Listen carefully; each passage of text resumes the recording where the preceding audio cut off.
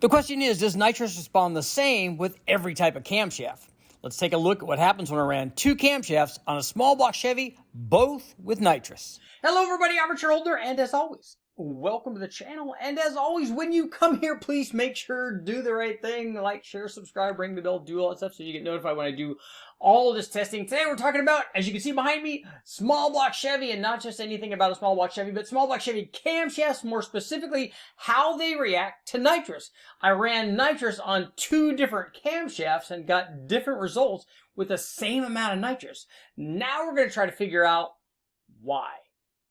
Okay guys, let's jump right in and take a look at our comparison between two different camshafts running both of them with nitrous. We get to look at a lot of cool stuff here. We get to look at the difference that the camshaft made on our small block Chevy, and then how each one of them reacted to nitrous and whether they reacted differently, one cam being bigger than the other. Neither one of them were dedicated nitrous cams, but let's see how they do. So our test motor was a 355 cubic inch small block Chevy. It had been rebuilt previously. It had flat top pistons with valve reliefs. It had forged rods.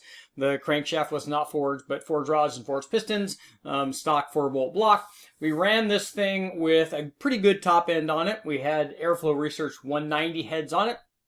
We had an Edelbrock RPM intake manifold, a Barry Grant 750 Mighty Demon carburetor. We ran it with a set of 1 3/4 headers, an MSD distributor. This thing also had some comp roller rockers on it. We played with timing, we played with jetting to try to optimize the power. And the first setup we ran was with a very small comp. These were both hydraulic flat tapping cams. So the first one was a high energy, meaning it was a single pattern 252 cam. Very small. Kind of, if you think about this as a truck or an RV style camshaft, that's kind of what this is. This thing only had 425 lift and 206 degrees of duration, both the lift and the duration, both the same on the intake and the exhaust, and 110 degree lobe separation angle. So what we did is, after optimizing air fuel and optimizing timing with our distributor, basically just turning the MSD, we came up with the following figures. This thing produced a peak of 342 horsepower at 5,000 RPM. And peak torque checked in at 402 foot-pounds at 4,000 RPM. To start off, we did this in a different order, actually, but we're going to take a look at a comparison between the two different camshafts, because what we did was step up from the small 252 high-energy cam to a 268 extreme energy cam. We'll take a look at the power gains there. See, pretty big gains. I mean, a peak power jumped up right up to almost 400, 399 horsepower. Torque was a little over 400 at 407 foot-pounds, so the combination did really well. It just goes to show you what having good heads, these Airflow Research 190 heads, obviously flowed enough to support way over this power level, and they were only being held back by the very small camshaft, both in terms of duration, only 206 degrees of duration on the 252 cam, and also lift. It only had, you know, like a 450 lift kind of a camshaft, so it wasn't taking advantage of what the cylinder heads and everything had to offer. But let's take a look at the specs on our bigger camshaft. Our 268 cam featured 462, 469 lifts. Not a big jump up in lift, but 218, 224 degree duration split. Again, a dual pattern camshaft, and the same 110 degree duration. 110 degree lobe separation angle. It says 262. It's actually 268. It was a little bit bigger than that, but it did well. Again, almost 400 horsepower and just a touch over 400 foot-pounds. Note that we started gaining power from about 4,300 RPM is where the bigger cam started taking off. And then there on out to 6,000 RPM, the bigger cam was better. But below 3,100, the smaller single pattern cam definitely made itself known down there. The 268 cam, you're definitely going to trade power down there for the power that you get up top. So usually this is the case. Where do you want your power production? What is more important to you? Is it above 3,000, you know, kind of making the same power from 3,000 to 4,400? Is it above that you want your power gain? Then go with the bigger cam. If you're more interested in the low speed torque, then go with the smaller cam, and that's how we choose. But now let's take a look at how they both did with nitrous. Okay guys, now that I've shown you what happens when we replace the camshaft going from the high energy 252 to the extreme energy 268 camshaft, we picked up a pretty good bit of power. Now let's take a look and see what happens when I ran nitrous with each one of the cams. So this is with our 252 high energy cam. Again, neither one of them actually nitrous cams. So run with this camshaft naturally aspirated, produce 342 horsepower, 401 or 2 foot-pounds of torque. Here's what happened when we added our nitrous setup. This was a Zex perimeter plate, and basically what we're doing is we're adjusting the amount of nitrous and fuel flow to the plate using jetting, but also we're adjusting this, if you take a few steps back from that, we're increasing the amount of nitrous flow based on bottle temperature and bottle pressure, and we're also increasing the fuel flow based on the amount of fuel pressure that we're feeding the fuel solenoid. So there are some things to think about here when you're doing this. But on our first hit with jetting that's supposed to supply 100 horsepower from our perimeter plate, we picked power up to 413 horsepower. Peak torque was up to 482 foot-pounds of torque. But as we saw from our airfield readings, this thing was very, very rich.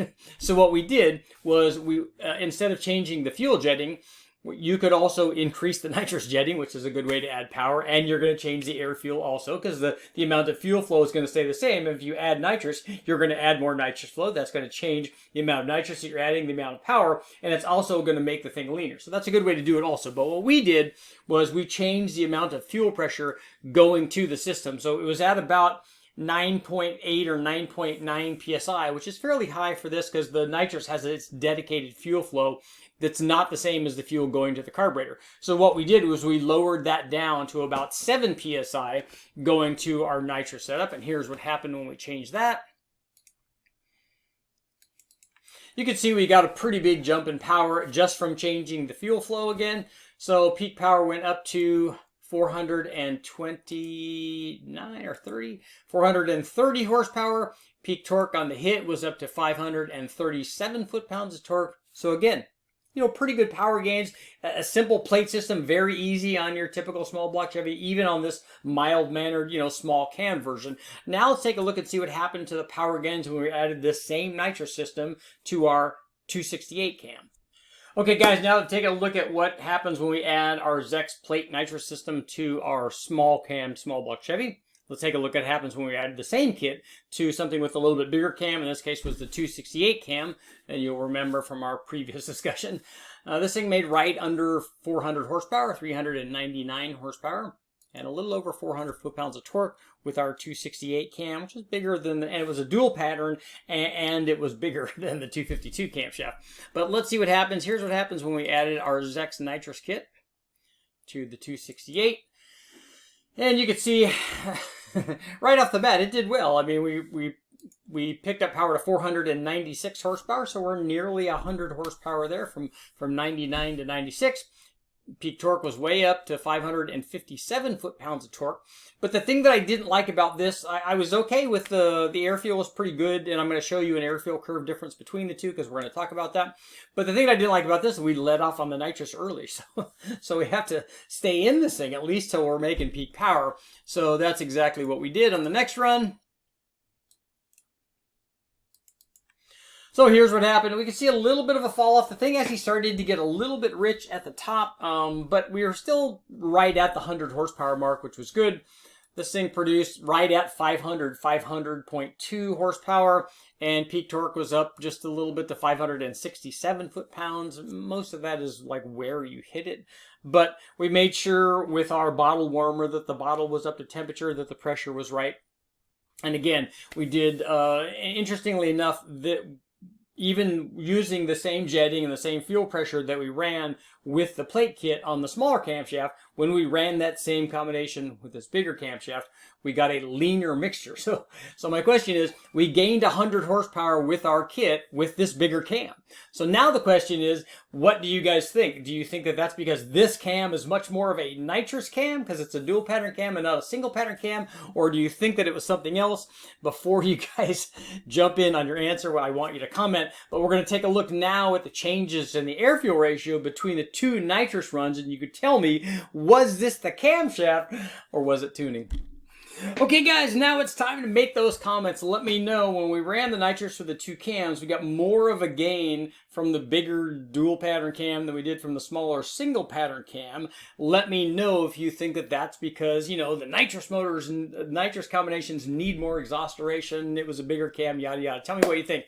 But before you do that, let's take a look, and I'm going to show you the difference in the tune of these two motors. And this isn't something I looked at until basically after the testing was already done.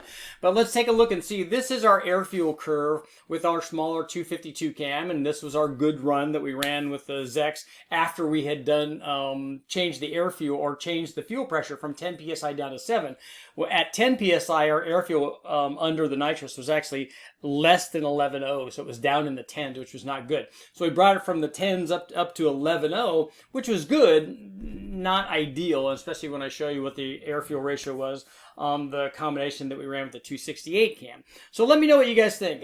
This is our air fuel ratio. You can see our activation point right at around 4,000 or so. When we started injecting the nitrous and all the extra fuel into our combination, we were at about 12.5 to 1. Then we hit the nitrous and it dips down into the 11s and does what nitrous does and makes good power. We also, on both these combinations, retarded the timing 4 degrees, and both of these were run on pump gas.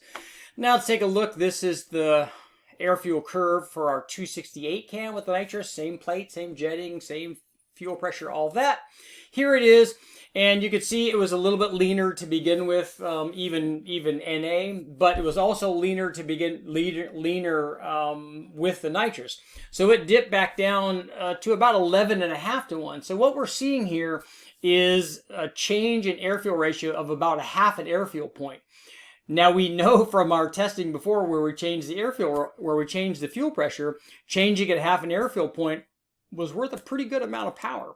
So what do you guys think would happen if we were to lean this thing out even further and bring our 11.0 up to 11.5, or hey, let's go all the way to 12.0, because we can do that safely, very easily, having retarded this thing 4 degrees on pump gas. We can easily run these nitrous combinations at 12.0.